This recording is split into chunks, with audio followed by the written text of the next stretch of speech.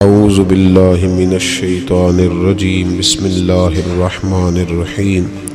اور پھر اعلیٰ حضرت فاضل بریلوی رحمت اللہ نے تو لکھا ہے کہ بی بی گھر کے اندر رہے تو میک اپ کرے، خوبصورت کپڑے پہنے، اپنے بستر پہ پھول بچھائے، اور جب باہر جانا ہو تو پھر میلے کچیلے کپڑے پہنے، پھر میک اپ نہیں کرے، گھر کے اندر کرے تاکہ اس کے شوہر کی توجہ کسی اور عورت کی جانب نہ جائے۔ اب تو سارا معاملہ ہی الٹ پلٹ ہو گیا ہے، اب سارا مسئلہ ہی غلط کہہ رہا ہوں کہ ٹھیک کہہ رہا ہوں؟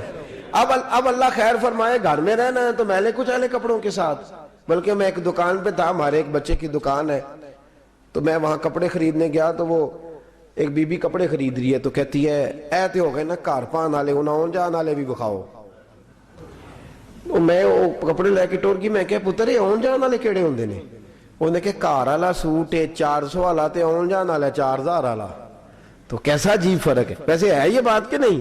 مجھے تو تجربہ نہیں ہوتا بازاروں میں جانے کا، لیکن عجیب معاملہ ہے نا جی۔ گھر میں جو کپڑے پہننے ہیں خاوند کے لیے، جو اچھے پہننے کا حکم ہے، وہ والے پہننے ہیں جو 400 کا ہے، اور جو آنے جانے کا ہے جی یہ تو ظلم ہے، یہ تو زیادتی ہے۔ اور اس ظلم میں ان کا شراکت دار کون ہے جی؟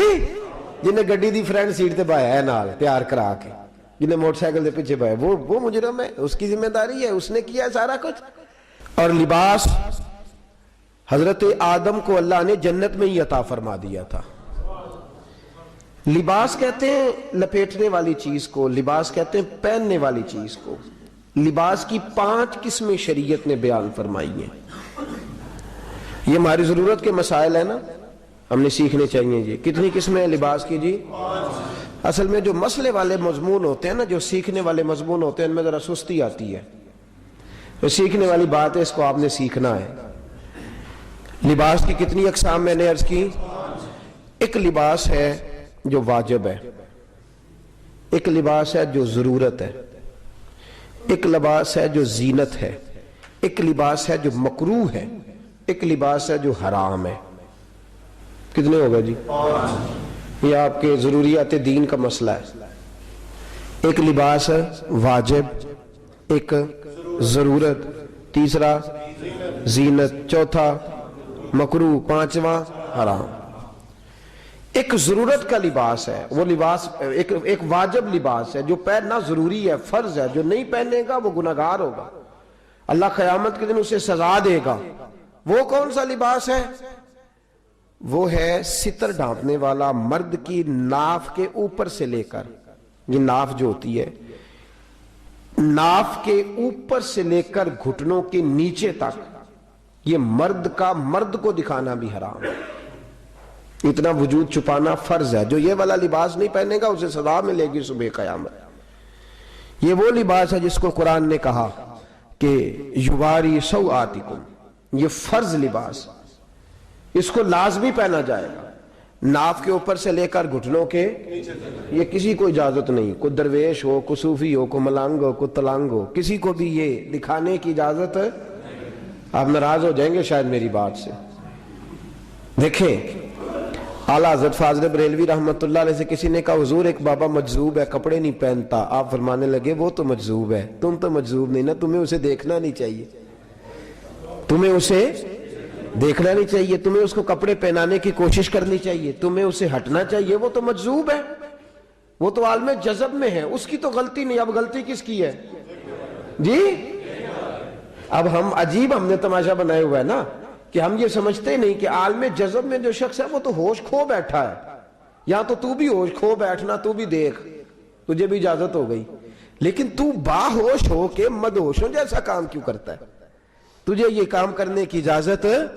اور اعلیٰ حضرت فرماتے ہیں جو سچا مجذوب ہوتا ہے وہ تو شریعت کی مخالفت کرتا ہی نہیں، وہ تو چھپ جاتا ہے، وہ تو لوگوں سے جان چھڑاتا ہے۔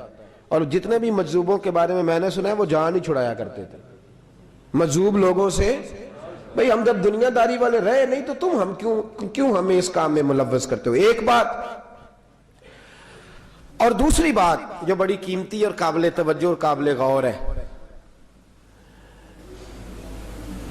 مجذوب اپنی جگہ مست ہے، اگر اسے کوئی جزا سزا ملتی ہے تو وہ تو مست ہے، لیکن عام آدمی کو اس کے اس فعل کی پیروی کرنے کی بھی اجازت نہیں. یاد رکھیں مجذوب فقر کا بہت بڑا درجہ نہیں، بلکہ حضرت مجدد صاحب فرماتے ہیں یہ چھوٹا درجہ ہے مجذوب ہونا. فقر کا سب سے بڑا درجہ وہ ہے جو میرے رسول کریم نے اختیار فرمایا ہے، وہ ہے دین کی تبلیغ کرنا. فقر کا سب سے بڑا درجہ دین پھیلانا ہے، اور سب سے بڑا فقیر اور درویش وہ ہے جو نبی پاک کے دین کی تبلیغ کرتا ہے، وہ سب سے بڑا درویش ہے. باقی اس کے بعد درجے ہیں، اس کے بعد ہیں جتنے درجے ہیں، کیونکہ جو کام حضور نے کیا وہ والی فقیری سب سے زیادہ اچھی اور بہتر ہے. اورنگزیب عالمگیر خود بہت بڑے ولی اللہ تھے اور بادشاہ وقت بھی تھے، مولانا جیون رحمت اللہ علیہ کے شاگرد بھی تھے، مرید بھی تھے، خلیفہ بھی تھے. ایک بزرگ ہوتے تھے حضرت سرمد شہید، وہ کبھی کبھی ان میں جذب طاری ہوتا تو ان کے کچھ کپڑے ہٹ جاتے، ننگے ہو جاتے، تو پھر انہیں ہوش بھی آ جاتا. ایک دن اورنگزیب عالمگیر کہنے لگے تو کرتا ہے گلیوں میں شریعت کی مخالفت تو میں تجھے سزا دوں گا، پھر نہ کہنا کہ بادشاہ نے مجھے سزا دی ہے. اس نے کہا ایسے ہی آپ سزا دیں گے؟ کہا میں دوں گا. پھر ایک دفعہ انہوں نے ایسے کیا تو بادشاہ کہنے لگا تو نے دوبارہ ایسا کیا ہے، جذب تیرے پاس اگر ہوتا ہے نا تو اس وقت کمرے میں گھس جایا کر، شریعت کی مخالفت میں نہیں کرنے دیتا. تو کیا کرے گا؟ تو بادشاہ کہنے لگا میں تیری گردن بھی اڑا دوں گا. اب وہ بھی ولی، وہ بھی ولی. ایک دن اسی طرح حضرت سرمد شہید کے کپڑے ہٹے ہوئے تھے اور وہ گلی میں بھاگ رہے تھے. بادشاہ آگے سے آگے، ہاتھ میں تلوار تھی، ماری گردن اڑا دی. اب وہ تو جذب میں تھے نا، جب آدمی جذب میں جنون میں ہوتا ہے تو اسے آپ سوئی بھی چبوئیں تو اسے پتہ نہیں چلتا، اسے تکلیف ہی نہیں ہوتی. وہ جذب میں تھے، گردن گر گئی، لیکن وجود ابھی اسی طرح تر و تازہ ہے اور زندہ ہے. اپنی گردن ہاتھ پہ رکھی، دوڑ لگا دی. رستے میں ان کے شیخ مل گئے، پیر مل گئے. کہنے لگے سرمد کدھر جا رہا ہے؟ کہنے لگا میں حضور علیہ السلام کی بارگاہ میں شکایت کرنے جا رہا ہوں کہ بادشاہ نے میری گردن اڑا دی ہے. تو فرمانے لگے مجذوبوں کی رسائی بعد میں ہوتی ہے، سنت والوں کی پہلے ہوتی ہے. بادشاہ پہلے ہی در رسول پہ پہنچ گیا ہے اور اس نے جا کے کہہ دیا کہ حضور آپ کی شریعت کی مخالفت کرتا ہے تو میں کیا کروں؟ آپ کا قانون سامنے ہے، میں اسے کوئی شریعت کی مخالفت کرنے کی اجازت نہیں دوں گا. اور میں لہذا تو اب وہاں تجھے جانے کا فائدہ کوئی نہیں، وہ پہنچ گیا پہلے، وہ پہلے پہنچ گیا، وہ فقیری کے اعلیٰ درجے پہ فائز تھا تو وہ پہنچ چکا ہے. وہیں گرے حضرت سرمد شہید اور ان کی روح پرواز کر گئی.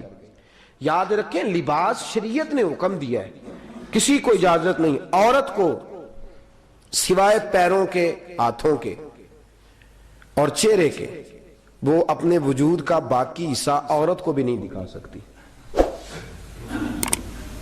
عورت کو بھی بڑے اللہ خیر فرمائے، میں دیکھتا ہوں رواج ہو گئے ہیں، اپنی مرضی کے گلے، اپنی مرضی کے سارے معاملات. گھر کے اندر دوسری عورتوں کو بھی دکھانا جائز نہیں. تو یاد رکھیے گا لباس کی شریعت نے یہ حد مقرر فرمائی، یہ شریعت نے عنوان دیا لباس کے حوالے سے کہ ہم یہ فرض لباس ہے.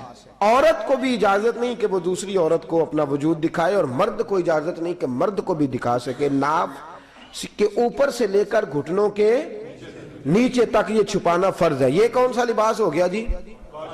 دوسرا کون سا بتایا تھا؟ یہ ضرورت. دوسرا لباس کون سا ہے؟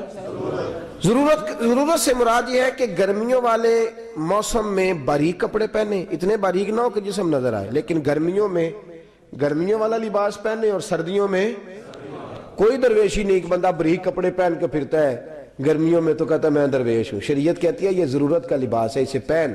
سردی کا موسم آئے تو موٹے کپڑے پہن. یہ کون سا لباس ہے جی؟ یہ ضرورت کا لباس ہے. اس کو پہننے کا بھی شریعت حکم دیتی ہے، موٹے کپڑے پہن لو. نبی پاک صلی اللہ علیہ وسلم خود تنبیہ فرماتے تھے تو موٹا لباس پہن بھائی، موسم ٹھنڈا ہو گیا. تو ضرورت کے مطابق کپڑے پہننا یہ دوسری قسم ہے. ایک تیسری قسم عرض کی تھی، وہ کون سی ہے؟ وہ زینت. اس کو قرآن نے بیان فرمایا، یا بنی آدمہ، فرمایا اے آدم کے بیٹے، قد انزلنا علیکم لباسا یواری سوآتکم وریشا. دوسرا لباس زینت کا لباس، اچھے لگنے والا لباس. میرے نبی پاک صلی اللہ علیہ وسلم کرتا پہنتے تھے، اور کبھی کبھی حضور کرتے کے اوپر خوبصورت سا جبہ بھی پہنتے تھے. خوبصورت سا جبہ. اور نبی پاک صلی اللہ تعالی علیہ وسلم کبھی کبھی حضور کا دل کرتا تو نبی پاک عید کا دن ہوتا، خوشی کا موقع ہوتا تو فرماتے آج میرے لیے کالے رنگ کا امامہ لاؤ. اور ایک عورت کہتی ہے میں نے نقش و نگار بنا کے حضور کو کرتا بنا کے دیا کہ یعنی کڑھائی والا سوٹ جی نقش و نگار والا میں نے بنا کے دیا. فرماتی ہے میرے نبی نے اس کو بھی پہنا ہے. یہ کون سا لباس ہے جی؟ جی بینک پہ 8 لاکھ روپیہ تو کپڑے مہنگے نہیں پانے کسی کو پتہ نہ لگ جائے کہ کول پیسے نے. یہ شریعت اس کی حمایت ہے. اچھا لباس پہنے، زینت خوبصورت لباس پہنے، پیارا لباس پہنے. نبی پاک صلی اللہ علیہ وسلم کے سامنے ایک شخص آیا ہے، یہ بخاری مسلم نسائی میں حدیث ہے. حضور علیہ السلام کی خدمت عالی مرتبت میں حاضر ہے اور اس نے آ کر کے جب حضور کی خدمت میں حاضری دی تو اس کے کپڑے پھٹے پرانے. حضور نے فرمایا تیرے پاس تو پیسے نہیں. اس نے کہا حضور بکریاں اتنی ہیں کہ گنی نہیں جاتی، گائیں اتنی ہیں کہ سنبھالی نہیں جاتی، اونٹ اتنے ہیں کہ 10 آدمی مل کے چارہ نہیں ڈال سکتے. تو حضور نے فرمایا پھر اچھے کپڑے پہن. اللہ جب کسی کو نعمت دیتا ہے تو اس کا اثر دیکھنا رب پسند فرماتا ہے. اللہ اس کا اثر دیکھنا بندے پر پسند فرماتا ہے. اچھے کپڑے پہن. ایک شخص کے کپڑے دھلے ہوئے نہیں تھے، حضور ناراض ہوئے پر میں خیر صلی اللہ ہے تجھے اللہ نے نوازا صاف ستھرے کپڑے پہنا کر. صحابہ کہتے ہیں حضور کے کپڑوں پر پیوند ہوتے تھے، دھبے نہیں ہوتے تھے. حضور کے کپڑے سادے ہوتے تھے، میلے نہیں ہوتے. نبی پاک علیہ السلام صاف ستھرا اجلا لباس. اور پھر میرے رسول کریم صلی اللہ تعالی علیہ وسلم نے فرمایا ہے، اور کیسے خوبصورت لفظوں سے حضور نے فرمایا ہے. نبی کریم علیہ السلام نے فرمایا ہے کہ تم سفید لباس پہنا کرو، یہ زیادہ صاف ہوتا ہے.